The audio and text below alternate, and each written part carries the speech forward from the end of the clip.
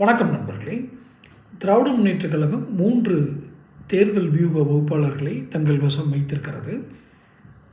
தனியாக இவர் உதயநிதியுடைய தேர்தல் வியூக வகுப்பாளர் போக இவங்க 3 பேர், ஸ்டாலின் 3 பேர் வச்சுருக்கிறாரு.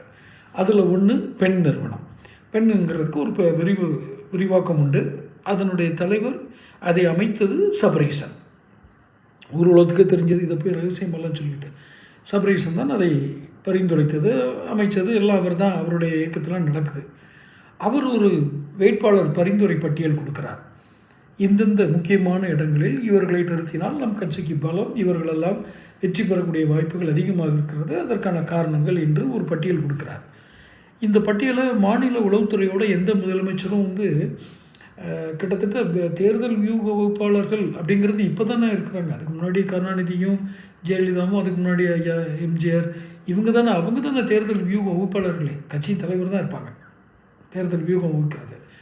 அவங்க எப்போதுமே தன்னோட கட்சிக்காரங்கிட்ட கேட்பாங்க, முக்கியமான ஆட்கள்கிட்ட கேட்பாங்க, மாவட்ட பொறுப்பாளர் எல்லாத்தையும் கேட்பாங்க.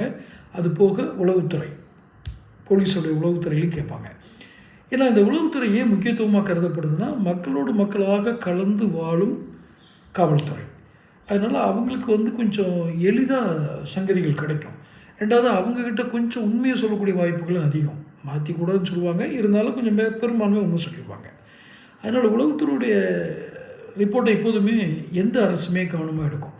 அப்படி பார்க்கும்போது சபரீசனுடைய நிறுவனம் அல்லது சபரீசன் யாரையெல்லாம் பரிந்துரை செய்தாரோ அத்தனை பேரும் ரிஜெக்டட். என்ன அப்படி சொல்லிட்டீங்க, மருமகன் கொடுத்ததை எப்படி ரிஜெக்ட் பண்ணுவார் உங்களுக்கு தெரியுமா அப்படின்னு கேட்காதீங்க. உளவுத்துறை கொடுத்த ரிப்போர்ட் படி இந்த கிராஸ் செக் பண்ணால் இவர் பரிந்துரைத்த ஆட்களெல்லாம் ஜெயிக்கிற வாய்ப்பே இல்லைன்னு சொல்லி உளவுத்துறை கொடுத்துருச்சு. இப்போ யார் சொல்கிறது நம்புறது அப்படிங்கிறதுலாம் அவர் குழம்பலை முதல்வர். அந்த பெண் நிறுவனம் கொடுத்து தூக்கி போட்டுட்டு அவர் 3 நிறுவனம் வச்சுருக்கார் இல்லையா, அதில் இன்னொன்றையும் இதை பண்ண சொல்கிறார். ஆமாம், உளவுத்துறை சொன்னது சரிதான்னு வருது.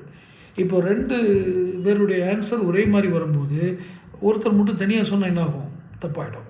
அவர் கொஞ்சம் பயத்தில் இருக்கார். ஏன்னா இதை செஞ்சிருவேன்னு சொல்லி சில பலன்களையும் எதிர்பார்த்துருக்கலாம் யார்கிட்ட, அந்த பரிந்துரைத்த வேட்பாளர்கள்ட்ட. ரெண்டாவது, தாம் பரிந்துரைக்கிறார்கள் ஃபெயில் அப்படின்னா இன்னும் அவங்களுக்கு சீட்டே கிடைக்கலன்னா இன்னும் அசிங்கம். அதனால் சபரீசன் கொஞ்சம் முழிக்கிறாரு. கனிமொழிக்கு அம்மையார் கனிமொழி அதிகமாக கவனம் செலுத்துகிற தென் மாவட்ட தொகுதிகளில் போய் வேலை காட்ட ஆரம்பிக்கிறார். ஏன்னா இவருடைய சமூகம் அங்கே நிறைய இருக்கும். முதலியார் சமூகம் சபரீசன் அதுலேயும் கவனம் செலுத்த ஆரம்பிக்கிறார். இப்போ கனிமொழி கோபம் வருது. தொடர்ந்து பேசுவோம். சேனல் சப்ஸ்கிரைப் பண்ணிக்கங்க.